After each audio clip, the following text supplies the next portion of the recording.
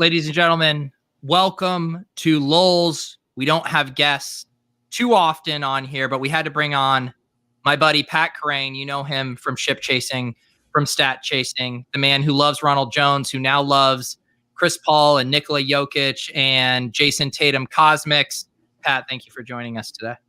Thank you guys for having me. That's right. Brian, how you guys doing? I brought Pat into the fold of our Top Shot world, and now you two are even in on a Cosmic that I don't have a piece of. I've got massive FOMO. That was by your choice. We could have used your influence to help us get that purchase going when Top Shot was down last night.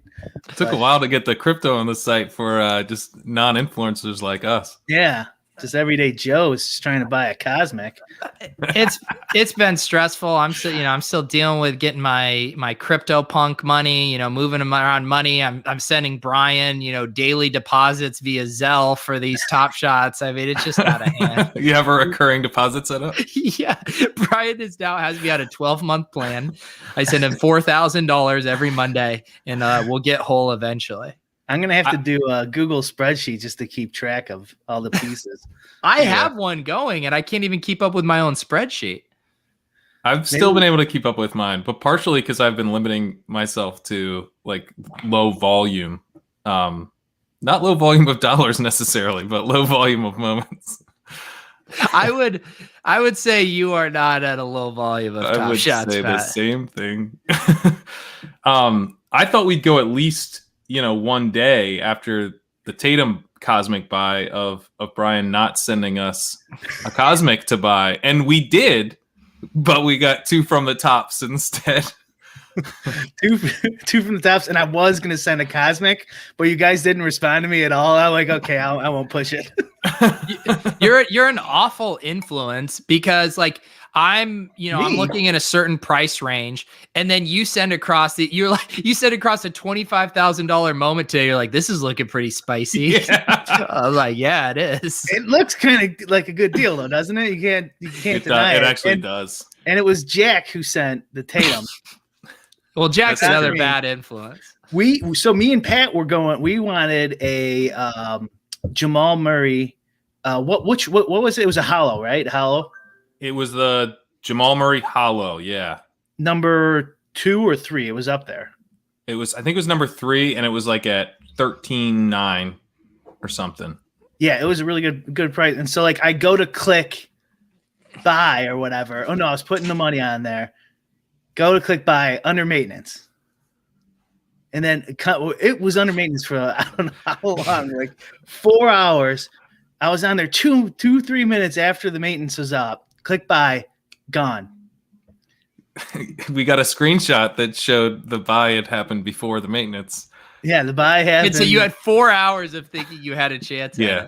Yeah, 4 hours. I thought it was a good thing first. I'm like, okay, well, the money will get on there by the time the maintenance is up, and then no one's looking at this thing. Yeah.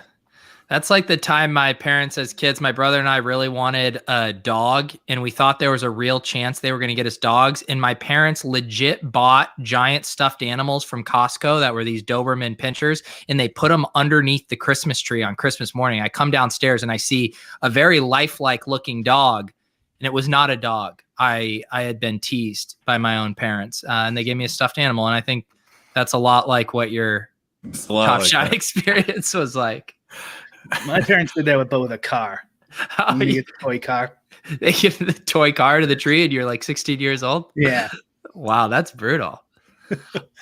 This is a good question, though. I mean, Pat, the foremost Ronald Jones truther. Pat, if let's say Cosmic 1 out of 49 mints, let's say that 99-yard touchdown run from this year. I mean, what's the price? I don't even want to talk about it. It's like one of the things that I've discovered about myself is that I can sort of say, yeah, I'll be rational but I'll chase the shit out of that. And I'm going to get the number 27 of that. And I just hope they don't min it. To be honest. Isn't that the funny thing? Like through this kind of bull run the past week, I've been like pretty measured. I haven't been FOMOing anything. I feel like I want to wait for something to shake things up for a pullback. And then we got Damian Lee on the podcast, and I immediately just go spend almost $1,000 on one of his moments. Like just the most impulsive, emotional buy where it's like, I'm doing good. Nope. Emotions take over. Can't help. It's wild.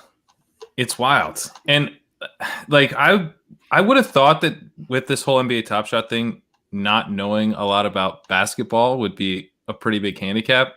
It is in a certain way in that, like, I'm very easy to influence, like on this buy that we did for Tatum, like Brian's saying, we wanted the Murray. We were like kind of going back and forth on a bunch of other stuff. And then like Jack just popped in and was like, Jason Tatum is the nut buy, Cosmic.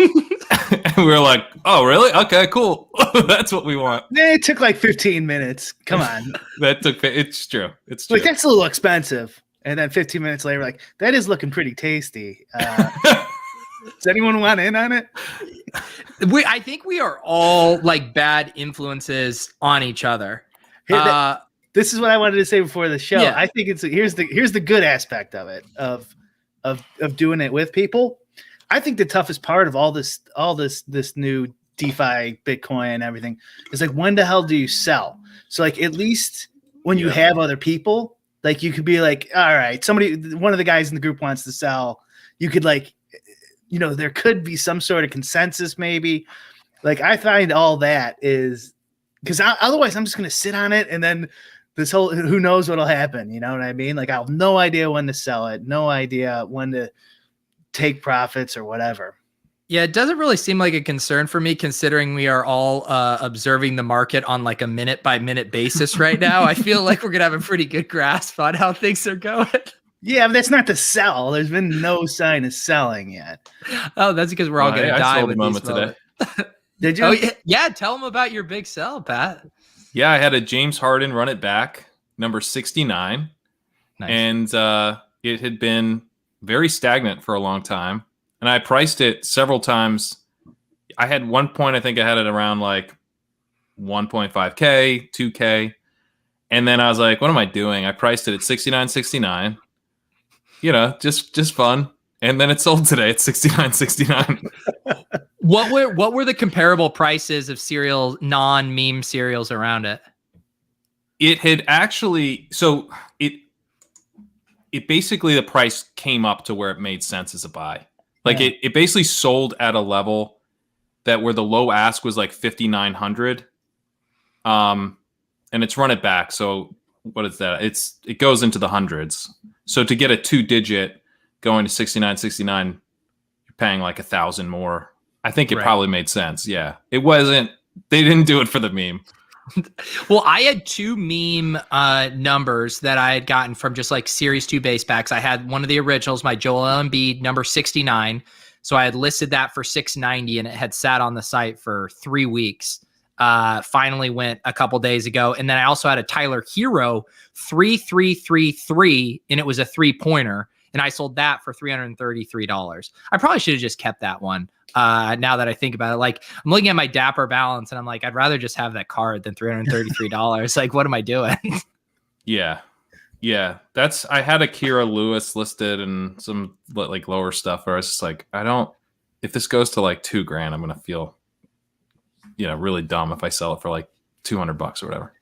I mean, I think that's, if you've been in Top Shot for, let's say, like more than 2 weeks or just at least 2 weeks, you have both felt like the biggest genius and the biggest idiot in the world, like at one point or another. Yeah. I bought 2 Cam Reddish with the steals, one for 320, which is a 3-digit, and a 2-digit for like 450. And those were like fairly deep underwater after I bought them. And then I basically sold out for like slight profits on what I had bought for. And I'm sure now they're like probably like almost 2K. I can check. Yeah. But yeah, it was. So you just, to your point, like, I thought I was like, this is a dumb series. No one likes with this deal. I should have bought something else. They're now 975. So I would have tripled up on the one. I only listed one, and that's because Pete twisted my arm live on stream to list Tobias Harris, and it didn't sell. And then when things started getting crazy, whatever, a couple days ago, I took it down. So I haven't sold that. I haven't sold anything. What was the one? Was it the Cool Cat? Yeah, the Cool Cat. Okay. Are you completing the challenge? No. Okay. Are you completing the challenge, Pete? So I really want to. Like, I think. Why did you say, oh no? This is why he said, I got my money tied up. Sorry, I can't get in on the Tatum because he wants that Cool Cat challenge. Oh, that's what it is. You're right. No, here's the thing. This is the very liquid because it's all in Cool Cats. Hey, God, this is the strategy, guys. The strategy is hoping for a massive market correction, and I can buy a LeBron. And if that doesn't work, completing the Cool Cats challenge is my fallback. Those are my only two options right now. Do you guys think if they let's say, I don't know, 4 months from now, they have a release like 100,000 set instead of these 15s, does that help or hurt? Help or hurt what? Or something? I think it hurts like us, like people who have a fair amount invested. Like, yeah, I think it hurts you. Because now there's somewhere else to go play. There's like an actual pool. I was thinking it would help us because that will become the intermediary or the introductory price. Like now a whole bunch of people who only spend dollars can get into that one. And just, more people interested in it. Yeah, see, my thought, and I feel like even today, when we've seen some mini pullbacks in the market, all the stuff that I look at right now are the Series 1 base moments for good players. Like those are the guys I have a laser focus on, and their prices have not budged. They have not budged at all. And people were like, holy cow, the market's correcting. And those were all the series. Today. Yeah. Oh, some of the Series 1 studs. Yeah. Yeah. Like while people were saying the market was crashing, I was like, not for the shit I want. Right. And so I think it makes logical sense of when you come in the market, you buy the Series 2 commons. They're the most affordable entry point. You poke around on some of what I've been calling the gimmicky series. You mentioned the for the strip or whatever for the win. Who knows? People go to that, and then eventually they kind of realize like, oh man, I want to ladder up and I want to get to a Series 1 base movement. So I can't even talk today. Moment. And I just worry that those aren't. Like we might be seeing the floor at those at all times. Like, I don't know if they're going to drop below that. Maybe. Yeah. The S1 stuff, you mean? Yeah. The S1. I hope I'm wrong. I don't think a tier where people can spend a couple bucks is going to hurt us. That's my guess. Maybe. And it's different than the 80s baseball. You guys are? Yeah. I can hear you. Can you hear me? Yeah. Can you hear it? I know. I thought Pat lost connection. I don't think like them making more series with a whole bunch of cards is going to hurt. I think it's just going to help. Yeah. Are we all back on? Can you guys hear me? We've been able to hear you this whole time. Okay. Yeah, all right. You've been fine. It keeps like wheeling on your screen, so I didn't realize. All right. Yeah, I don't know. I guess my concern with it would be like the dynamic now is that there are these pack drops that are really exciting. That are actually the pack drops now are going well from a logistical standpoint. You're able to get in line. It's fair. You're signing up for a lottery. You're probably not getting a pack. It's really exciting if you do get a pack. People are posting screenshots now of just opening packs, so it's generating excitement. And then when you don't get a pack, except you can't do this right now because they're still in maintenance, but you go to the marketplace. So, and then I think like with a bunch of new packs, there might just be like you can kind of like get that that itch scratched through the packs a little bit more. I was talking about this, Pat. You were in the Discord earlier when we were talking about it too, where there's these competing narratives of people being like, a lot of people are getting turned off. It's their first time on the site, and there's 80,000 people going after 5,000 packs. They're not getting them. They're going to lose people, blah, blah, blah. And to me, my point is like, I think it's this double-edged sword where people want to have their cake and eat it too. They want their account values to continue rising, and they want, when they open a pack, to be able to like flip these for a 10x or even more. And it's like, that's all good and well, but the flip side of that is it's very hard to get a pack. And if it's really easy to get a pack, those moments you're opening aren't worth that much. They're probably worth the cost of the pack. So it's like, what do you or less? What do you want? Do you want the moments in your pack to be worth a shit ton? Or do you just want to be able to rip packs whenever you want, even though what you're getting isn't actually going to be that valuable? And I think people aren't realizing that dichotomy when they're like, they're turning people away. It's like, well, you're just upset because you want to 10x your pack. And when it's easy for you to get a pack, you're not going to be able to do that. Yeah. So I don't know. It's going to be interesting to see where that goes. I don't think the top end stuff is going to really be super affected by that just yet.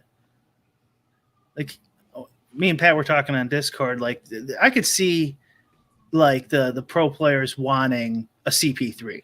You know what I mean? Like the young guys. Yeah.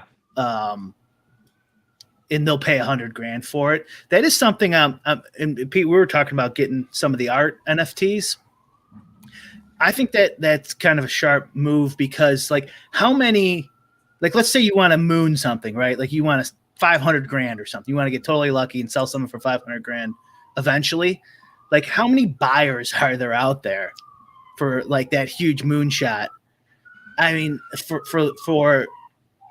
there's a decent amount, but I think you're kind of stuck with a certain pool of buyers where, like, the art pool is a whole different subset, you know, of the culture that is used to paying a ton of money for art. So, like, you know, I don't know shit about baseball cards or Top Shots, but I don't know anything about art either, but I don't think it really matters. I could also see this going in like the direction, like some like ETFs or something where like somebody's like buying and selling a whole bunch of these as like a manager of a fund.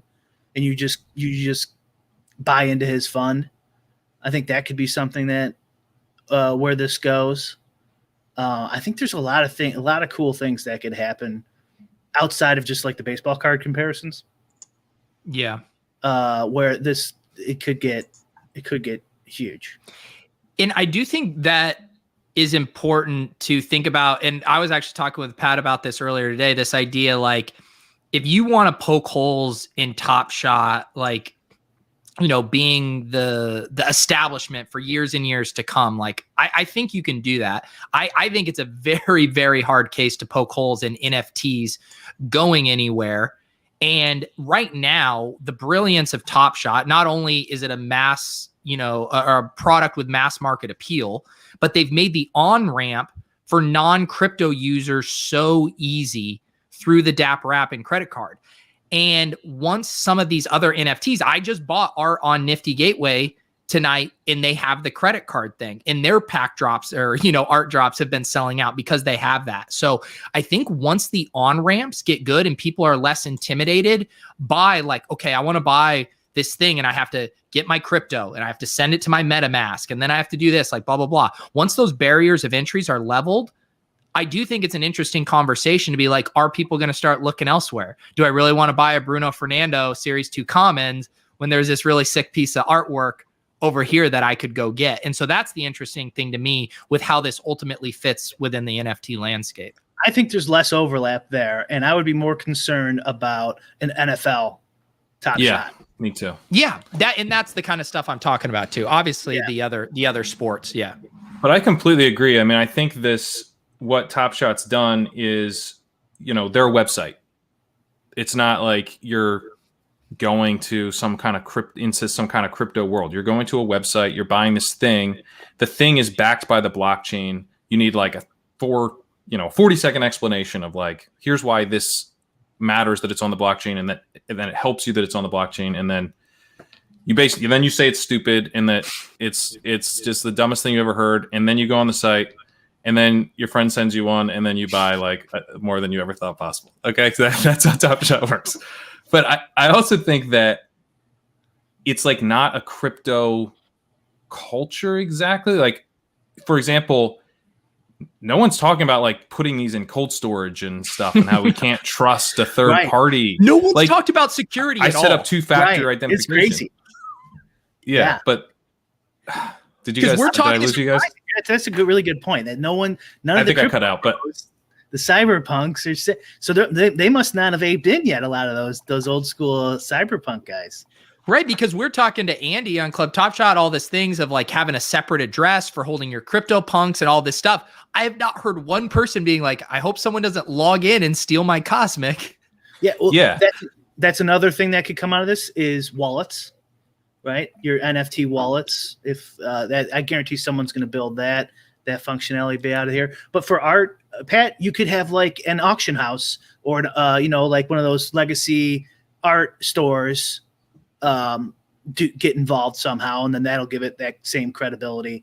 And with an artist is a little different too. Like, I think this makes so much sense for artists because they could have a lot more control over their product and stuff like that.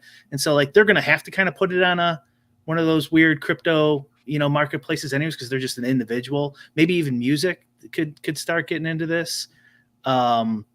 Yeah, I think it's kind of like Bitcoin for me, where like the more you think about it, the more layers there are, and like the cool things they could do with it. The only difference is when I first thought about Bitcoin, I was just like, oh, that's cool. Then I forgot about it for like 2 years. When I first saw this, I was like, I wasn't totally negative on it. I'm like, I don't know if I want to spend $35,000 today.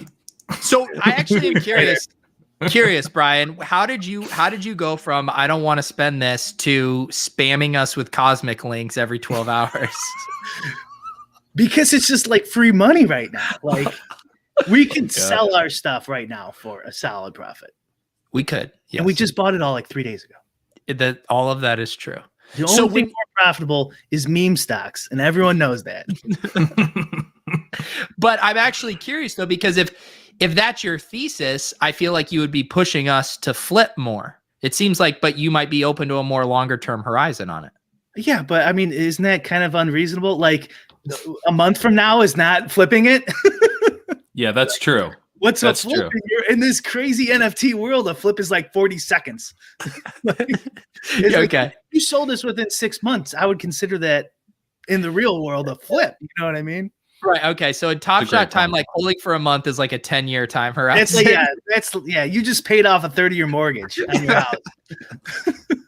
Can we talk about Top Shot time? Like, I've never done something that's distorted my perception of time.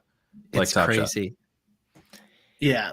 In like a bad way. Like I'm having the time of my life, but my attention, my productivity, and I keep trying to like set up guardrails, and it's just, there's always something to check. There's 19 group chats talking about it. You're checking the 4 different account valuation sites. You're refreshing your bookmarks on the moments you're watching. You're checking Twitter. You're checking Discord. And it's just like every time I get caught up in this loop where I'm like, I'm going to do this one thing. Oh, there's this notification. And then it sets me off on that cycle of going through all of those different things I love to check. Like the dopamine levels are coming so fast right now. My brain is short circuiting.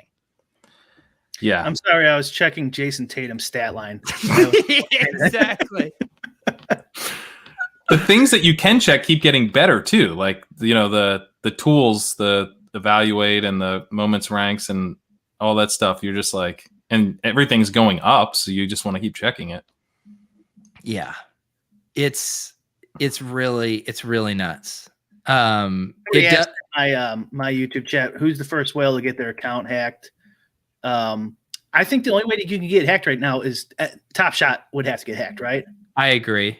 Unless because don't you have to have 2-factor authentication? No, you don't have to have 2-factor. No, I turned it on after we bought our Jokic. Yeah. I'm like, I can't I have someone else involved then. Now I have to do the 2-factor. Yeah. Well, I signed up for like Moments Rank wants you to sign up for, you can like track your account and then they want your email. And I was like, oh yeah. And then I was like, but I go in through Google. So if you have my email, like now you're all that you have to, much closer. Yeah. So then I was like, I better turn on 2-factor before this ends in a lot of tears. Yeah. Yeah. You're your account's way too big not to do it. It's annoying, but you just got to do it. Please take care of our LeBron dunk, Pat. Yeah. Once you have a Kobe tribute. I have someone trying to log into my Yahoo DFS like once a week. Seriously? Just shooting their shot, just like, this is the time I take my guess. They probably see me drinking on stream. They're like, one of these days he's just gonna get hammered and go, yeah, that's me. I'm in Pakistan again. God. Yeah. I don't know. So some of the ones, like, we have gone in on a few different ones, and Jack went in on the CP3 with us. The four of us have that cosmic, and then I sat it out when you guys went for the Tatum. Partly just because I didn't want to deal with the rigmarole of having to find more money to send. But otherwise, if I would have been more liquid and my money wasn't trapped in Dapper, I would have joined you guys for the Tatum ride. That it's the handles one, right? But it's like handles, a game 3. It's a sick moment. It's a pretty cool moment. Yeah. Here's my top shot strategy developed over hours of effort is so like you want the players for me is you just want the like young studs, which there's not as many, the Hall of Famers. Yep. I think Pat has the same kind of strategy. And the other guys who I would want, and I haven't done this yet, are like good, solid players on garbage teams and then flip them, because I think people overvalue them. Like, there's just tons of NBA players who aren't good, but once they get on a garbage team, they get all this usage and put up monster numbers. And then people are like, oh, look, this guy's a 27-5 guy. He's a stud. And you could probably, if you find a good deal, flip it at the end of the year. But like all the other guys, I don't really even want. Right. That's how I went from just spraying and praying, clicking anything, to becoming like the biggest snob on like the guys that I wanted. Of course, like a few shots of rookies. Yeah, but like that's everyone. Yeah. Everyone's strategy. Yeah, Jeremy Grant in your chat, Pete, he's kind of an yeah. I could see him he's having a pretty solid season, but he's not any good. I mean, there's tons of them. If I just go through the teams. The way I kind of look at it, because I don't know that much about basketball, but I'm sort of like, you see where guys that like whose names I do recognize, like even like a Dwight Howard or something. There's not like, and Dwight Howard used to be really good, but there's not a ton of people kind of clamoring to make sure they've got some exposure to him, you know, as this kind of former great. So guys who are probably going to end up having like worse careers than Dwight Howard don't seem like great buys. You know, you want to make sure you're going to have like someone who's actually a young stud, and then there's going to be increasing hype on them. Right.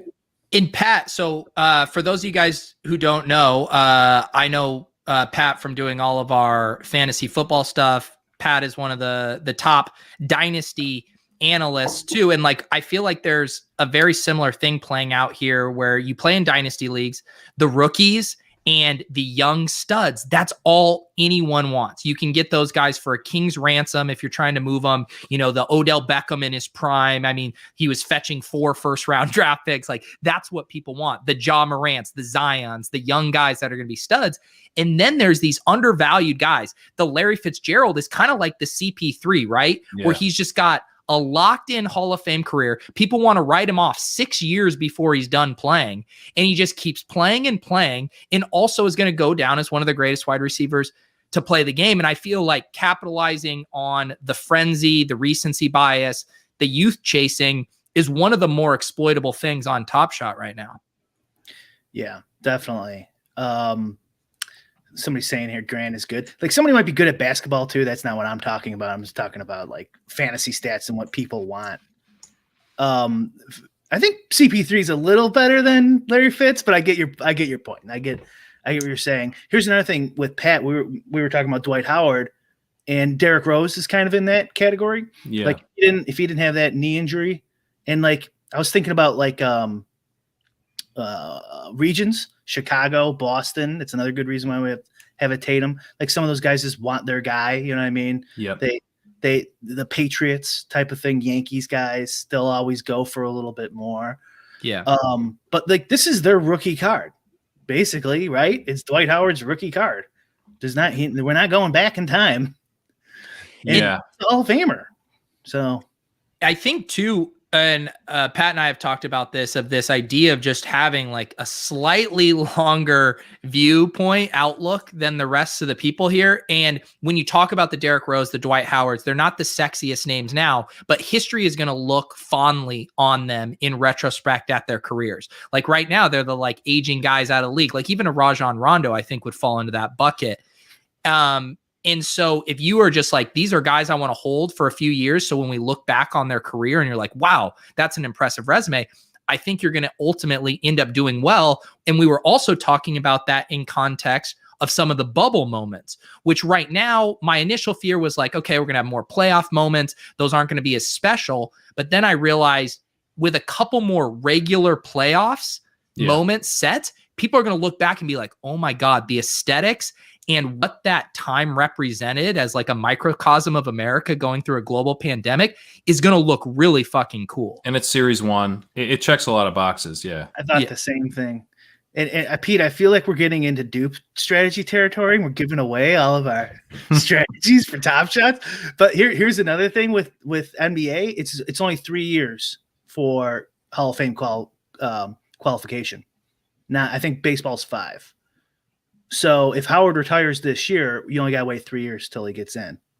If CP3 hopefully retires.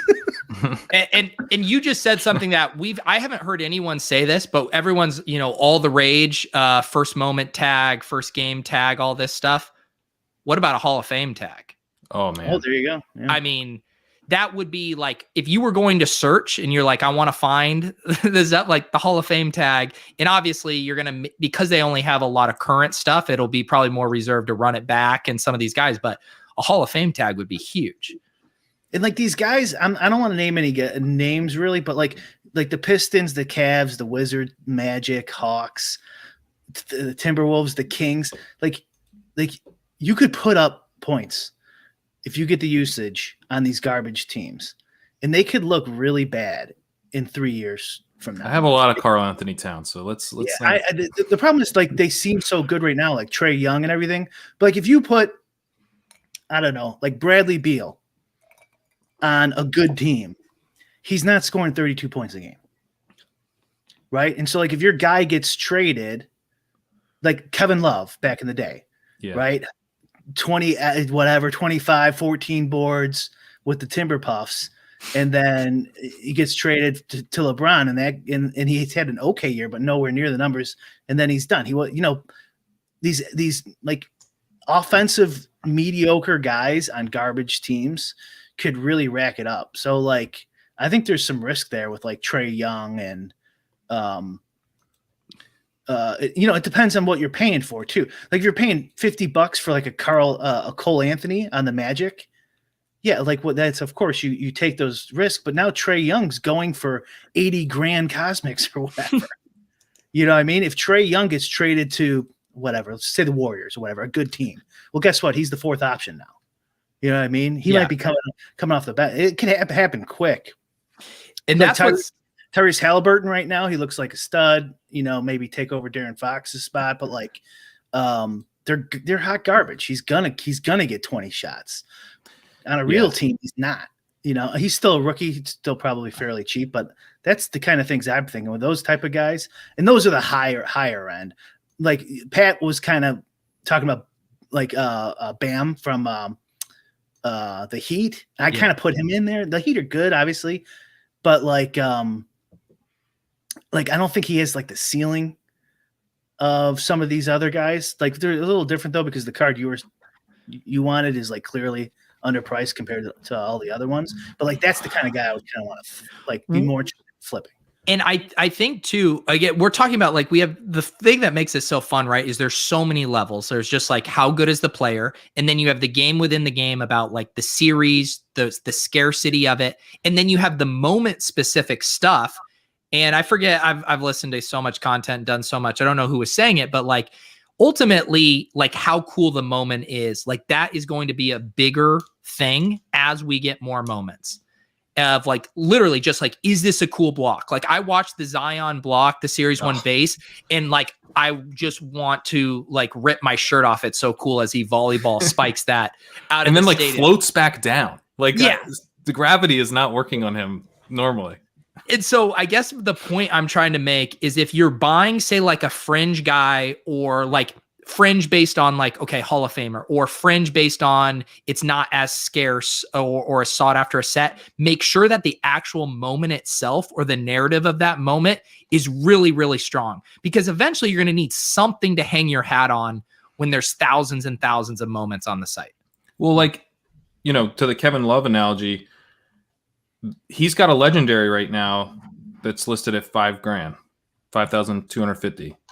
Derrick Rose has one at just over 10 grand. Just giving it away.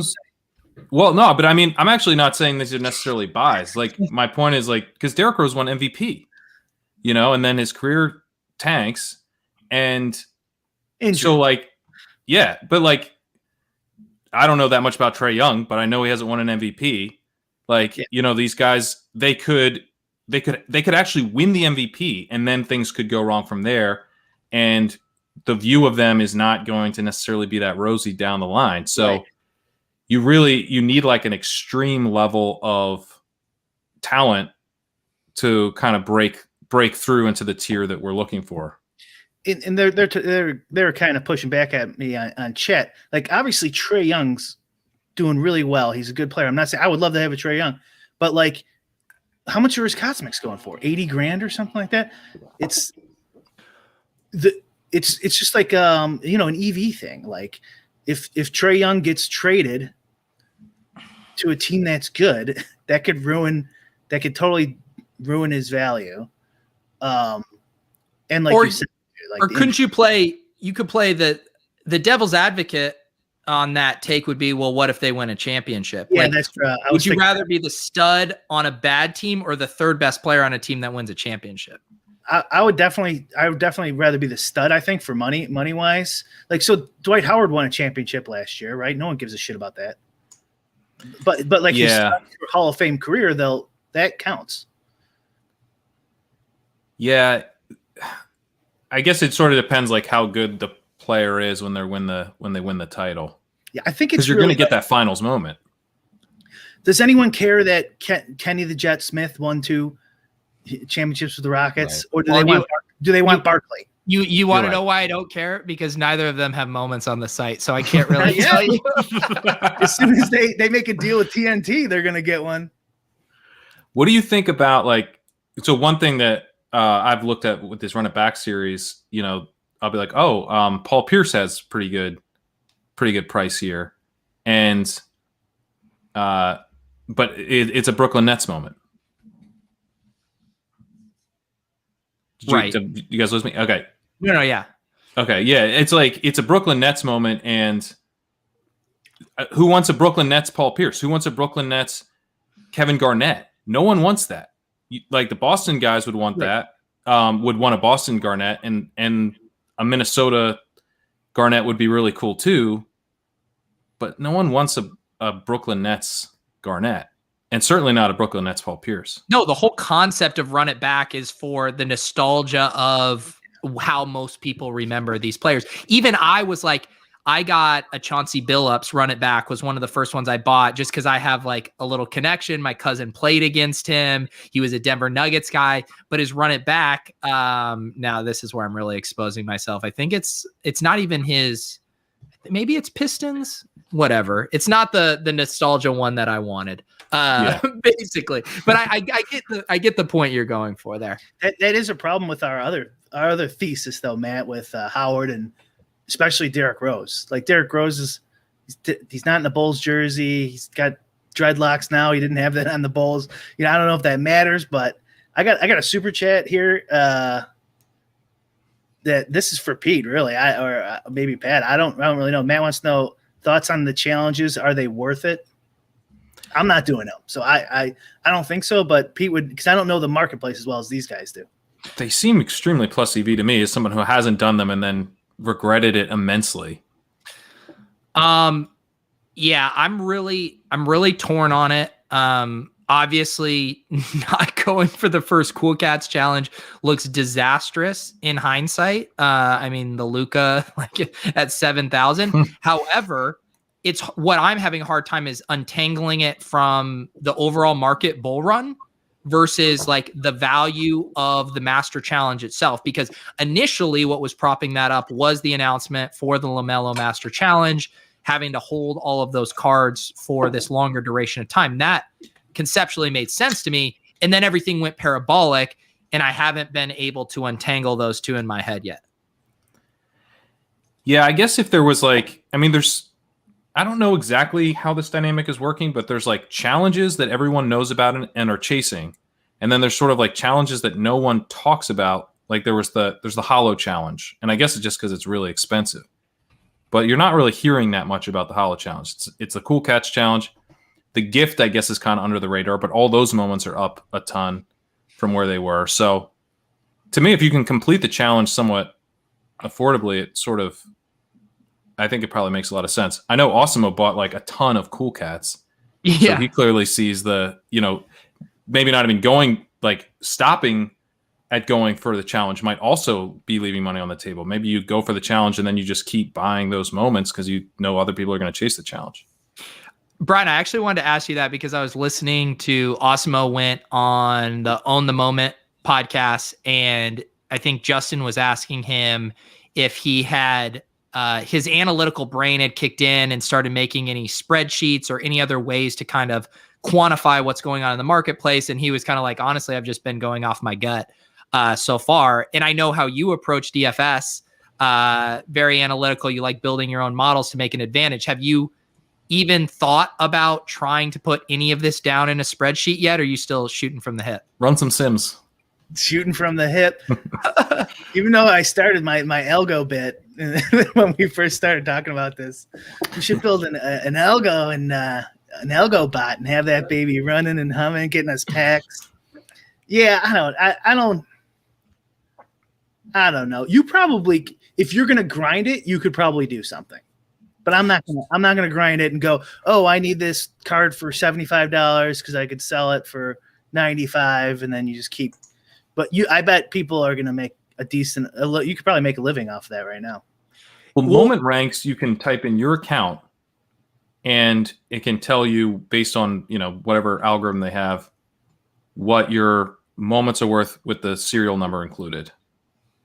I imagine they can use that exact same stuff to just look at the marketplace as well. Yeah, but like I'm talking like you're doing do thousands of them. So like automate the whole thing, so you could just someone lists something, you pull that in on an API or something, and just immediately price it, buy it, relist it, price it, buy it, relist it. Because you would need some kind of automated tool to do that. Because right now, I do think it is an advantage if you aren't having a way to automate this, to have a smaller collection, because it's easier to be more nimble with removing stuff. Like I had a few things get picked off. I was literally going to delist an Alex Caruso Series 1 moment, and it sold as I was removing it. Like I've had that happen too. And it's hard when you have a decent amount and then you're like, holy cow, the market's running. I want to pull this. Like the way just the Dapper interface works, I mean, it can be slow to go through all those. Yeah. You could definitely come up with something. How much you could make off that, and is it worth your time? And I'm too damn busy sending you guys cosmics to No, and everyone's saying like the pickle. I don't know. Maybe that's what Brian is actually describing. I'm more thinking about a tool on the back end where you would still have to manually go make the buys yourself, but just to identify relative to, like, let's say you took a spread of the 10 closest serials on either side of it, and you took like the average of that and then found the biggest disparities on the marketplace relative to the spread of 20 serials around it. And you just identified those as the most undervalued. I think whoever built Moment Ranks is doing that with their own site behind the scene, because it's like, it's the exact same thing, except you just need to add for sale and how much for sale, whatever the listing price is. And then you could, you can just sort. Guys, stop calling me Pickle. If anyone's going to be Pickle here, it's Brian. I am not turning into Pickle. You want to see my spreadsheets? You don't have to worry about me turning into Pickle. I don't think I'm not sure. I'm not totally following the Pickle bit, but I don't think there's anything wrong with making a bot for like buying and selling. I think there's something wrong if they had some sort of pack drop bot or something like that. I think's wrong. But just to save you time from listing and delisting stuff, like who gives a shit? I don't think that's like immoral. No, I think the people's disdain for Pickle would be, say someone misprices something, 1 million people are trying to click it to get it. They all get to the Dapper screen and it all fails. And it's the Pickle bot that got to it first because there's bots out there. There was the Pickle bot, although Roham is on the record of saying they shut it down. I haven't heard if Pickle's still rolling. Well, yeah. If they don't want bots, then obviously then don't do it. But yeah, just thinking out loud. Yeah, that's true. People could mistype and stuff, but I don't know, whatever. See, this is more the kind of thing I'm talking about that Corey's talking about here. You can set notifications on Coinbase when a coin fluctuates by a percentage. Yes. We just need to do something for specific moments. That's what I'd want. Yeah, because you're kind of doing that by hand. You're going in, you're looking through. It just saves you a ton of time. Everyone's going to start calling you Brickle now. I don't know. That guy seems pretty sharp to me. Big Dick Brickle. Yeah, that's geez. That's honestly Eric Johnson in my chat says, is there any way to get free Top Shots? And yeah, you just be a rich influencer like Peter Overzet and just ask people for your Fred Van Vliet's, and you just end up with a bunch of freebies and free packs. Look, I used my powers for good. Last club Top Shot. I asked Jacob if I could give a pack away on the stream, and yeah, he airdropped one in my account to give to the people. So I'm using my powers to give back to everyone. And I will just do a plug. We haven't announced the shows yet, but the club is going up tomorrow night and Friday night with some very cool guests. So it is going to be a very long week for me. I'm going to get nothing done. I'm going to be drunk. I'm going to be tired. I'm going to be hungover, but we're going to have fun. So yeah. Brian, but you've been sitting on packs here, Brian. I mean, Pat and I do have to run to ship chasing in a little bit, but I do think we should open 1 or 2 of your packs. Okay.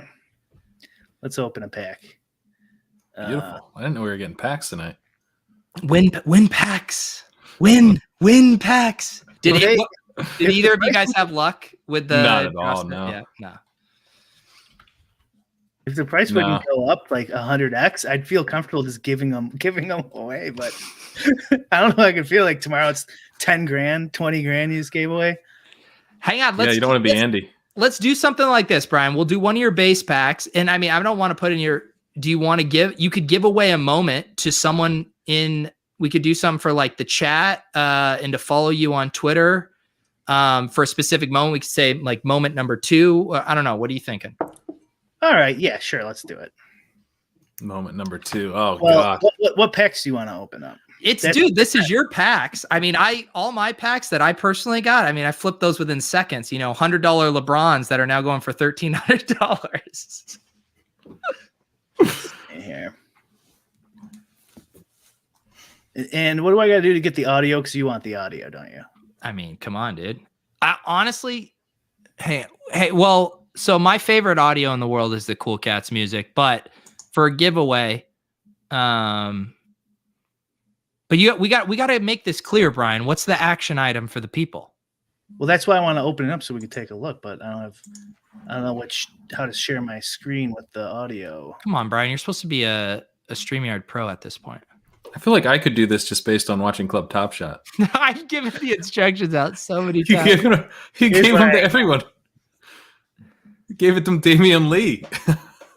I know. You want to open a base pack? Yeah, we're going to open a base pack. Yeah.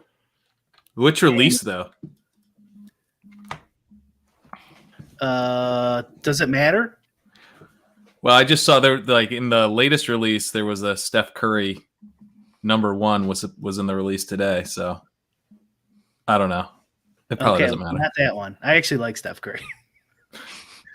I think it was the 20th, not the 19th. Well, that's what I was joking with Leone because I hopped on with him and he did a base pack giveaway the other day. And I was saying it'd be funny if people start doing the giveaways, but it's like NBA draft picks where it's a protected draft pick. You know, if it's a top 3 serial or like a top 5 Hall of Fame probability, that it's like, no, I get to keep that. Yeah. Because they're all worth like $80 or something, right? They're pretty valuable right now. And that's why I'm not forcing we can just rip a pack that you hodl. Like, I don't want to give away one that's like 30 grand or something. Well, I don't know if there's gonna be a 30 grand in here, but what the base set 2, what's the like most expensive one there? I never look at those. I don't know. The LeBron probably, or the LaMelo. You just need to decide what you want to do, Brian, because the people, they're getting teased right now. Okay. We'll give away the third one. How about that?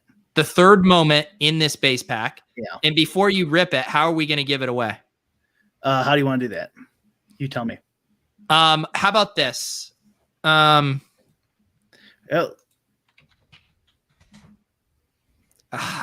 my brain is short circuiting now. First of all, you need to be eligible for this giveaway. You need to be following Brian on Twitter. I just put his Twitter handle in the comments here on my panel. If you're watching on Brian's channel, I assume you already follow him on Twitter. What's a good way to do this? We could think of a number in my head. 1 to 1,000, the closest one gets it. I don't know is it going to let you open a pack if we're in maintenance right now? I think it will. Okay, because right now we're definitely in maintenance. I think you can still open a pack. Here, hit open pack, Brian. It doesn't open at the specific moment yet. This could be such a blue balls if it doesn't let you do this. Here we go. Okay. All right. So we are good on that. How about this? We have maybe people in the comments, Brian, put the name of everyone gets to put one player. And if someone guesses one of the players that are in here, you get that third moment. Or which moment did we say we're giving away, Brian? Third one. So if you guess the player right, you don't get that player. You get whatever the third moment is, but it's going to whoever guesses a player that we actually open of the 3. Does that make sense? That's a good idea, because then if they don't guess it, no one gets it. Exactly. You got to go Bruno Fernandez, Sam Merrill. It's always. Don't give it away, Brian. I don't know what's in here. Everyone gets one guess, Brian. You're going to have to scroll through your chat. We do have the timestamp, so it'll be whoever was first. Everyone gets one guess here. All right, and if it's the same name, tiebreaker goes to my chat. How about that? Also, I just want to say a lot of people revealing themselves as lurkers in the chat right now. A lot of you not commenting throughout the show, and the second a giveaway comes, you start pecking your keyboard.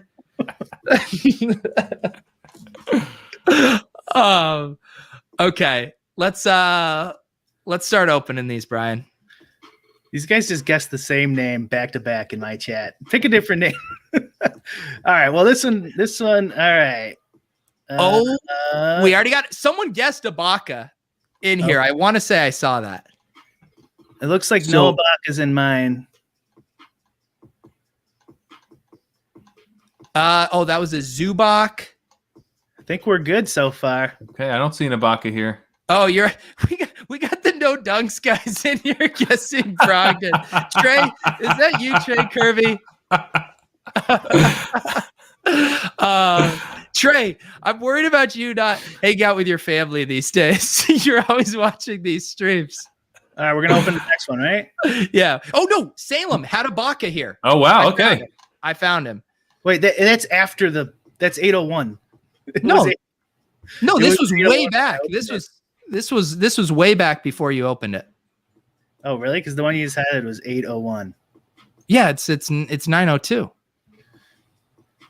Yeah, don't worry. You hadn't opened it yet. I promise you.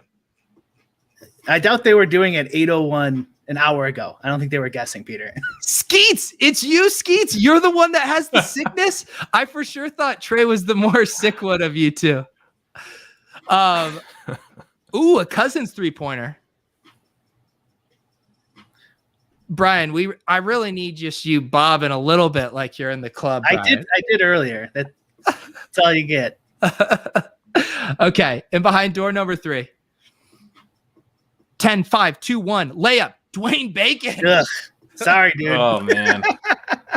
So did Salem win a Dwayne Bacon? Is that the giveaway we just did? That's the giveaway. Sorry, man.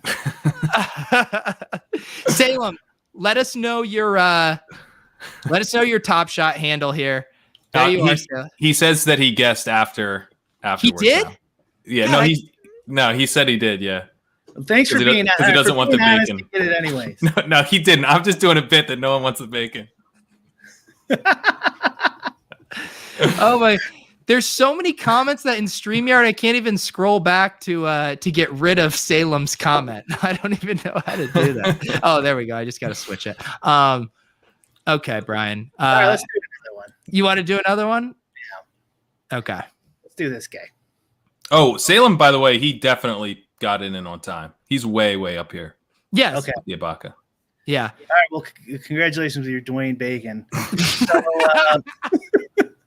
I need your username on Top Shot. Yeah, Salem, let us know your thing. And by the way, it's not bacon. We're being told. It's what? bacon. What? We're pronouncing the guy's name wrong. No, it's Bacon. All right. If his last name isn't pronounced Bacon, like I just quit all of this. I mean, are you kidding me? Bacone? That's not happening. I mean, God. Okay, there you go, Brian. You got to send the Bacone to Salem. Can you send under maintenance or no? It sounds like Brian's trying to weasel out of this. He wants to hodl the Bacone. Yeah. I'm get rid of that piece of garbage piss. People want music, Brian. Did you do the music? I can't send it right now. I'll send it later. The music's on, right? Let's see. We can't hear it. Or it's really All quiet. Right. We'll give away the third one on this one too. That was pretty weak. All right, so we're gonna have everyone give. Are they gonna spam the chat with names again? No, don't do the name thing. Okay. Just do numbers or something like that. One. Think of a number in your head, Pete. Is that too hard? It sounds way worse than just putting the names in. Okay, put the names in. Everyone, do the names again. Do the names again. Do the names. If you guess a name that's within the set, the first one to guess one of the 3 names, you get the third moment. No, people started doing numbers. Come on. We need to organize these giveaways better. Names. I need names. Brian's robot. You started it. Like, have everyone do binary code in the chat. What if should we do this like Lot and Thinks where you have to guess what Skeets guesses? Oh my god, that gets really confusing. All right, what if the first player's name is like number 7? Like in Seinfeld. Let me see the names. The names, folks. All right, here we go. Let's open the first one. Ooh, Nuggets. Will Barton. Anyone do a Barton? Let's see here. Now we got the Svi. Any sickos say Barton? I don't see it yet. All right, number 2, Miles Bridges. Yeah. he clicks off the highlight. I've never seen someone do that. All right, fine. Just so much disgust because it's not a Hall of Famer. It's actually a cool dunk. That was pretty cool. You're sick, dude. Why doesn't it say Cosmic next to their name? Yeah, Brian's waiting for that Cosmic drop. Oh my god. All right, here's the giveaway. 44. Jackson Hayes. Oh. Okay. All right. Okay, that's at least you just gave away a nice cereal. That's a sick dunk. That's a sick dunk. All right. I don't like Jackson Hayes anyway, so congratulations. Oh, TJ, I found TJ up here at 905. Guess Will Barton. Wow. Boom. That's it. TJ. There you go, buddy. TJ gets a 44 Jackson Hayes. That's pretty sick. That's a nice giveaway. Yeah. All right. Let me get the screen name, TJ, so I can send it to you. So I can send it to you later. Quote. Hang on, Alex the Lion. I want to make sure I'm doing this fair. I got to make sure, Alex, please don't be fucking with me. He says that he called Bridges. The question is, did he do it before TJ? Oh, okay. And I need to go through my... But Barton would trump Bridges, right? Did anyone in my chat do Bridges or Barton? We need a better way to do giveaways. Oh, so it's the first person. Alex, I see yours, Alex, but you were way after TJ. TJ was at 9:05, Will Barton, and you were 9:06, Miles Bridges. So I say way after, but in giveaway time, that was a lot after. So I do have TJ as the earliest. Oh, so that Barton is the part of challenge, someone's telling me? Miko. He said, who would have thought with such a well-organized giveaway there could be some controversy?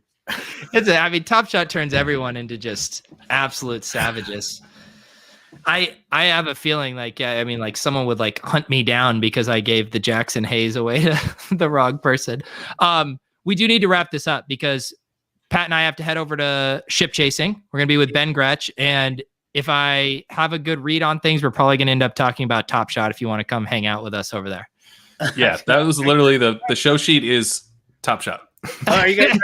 I'll hang if you guys want me to. What's that screen name though for who the giveaway is? TJ, he posted it in here. Let me go back to it once more. You guys have one of our Discords too. Here it is. So it's just TJ _, and it was right. Salem with an A. Yeah, if we forget, just hit us up in Discord or something. Yeah, TJ, remind us if we don't do this. All right, guys. We appreciate you coming out for Lolz. Thank you to Pat Kerrane for joining us. We are here every single Wednesday at 8 p.m. Eastern, except 2 weeks from now when I will be gone on vacation and I'm logging off for once in my goddamn life. Maybe Brian can still put on a show. He has my permission to keep Lolz running with a guest of his choosing if you want, Brian. Wait, what happened? I'm not going to be here 2 weeks from today. Oh, okay. Yeah. So we can either take a week off or you can keep the show running without me. Maybe me and Spag should do a joint podcast. There you go. And by joint, you mean smoke joints while podcasting? Yeah. Just with the camera on. There you go. Pat, anything else you'd like to plug besides the stream we're about to do and your account, Daily Rojo, on Top Shot? Yeah. Send me your... I don't know what's a bad NBA player that will make me a bunch of money like your flip name, please. No, don't slander him. I've been saying Bruno Fernando is my go-to joke NBA player. Okay, that'll do. Yeah, follow Pat on Twitter at Pat Kerrane. We do have the audio version of this. If you guys would prefer to listen back, I feel like the disorganization of the giveaway is going to age really well in audio form. So definitely enjoy that. And we will see you guys next week on Lolz.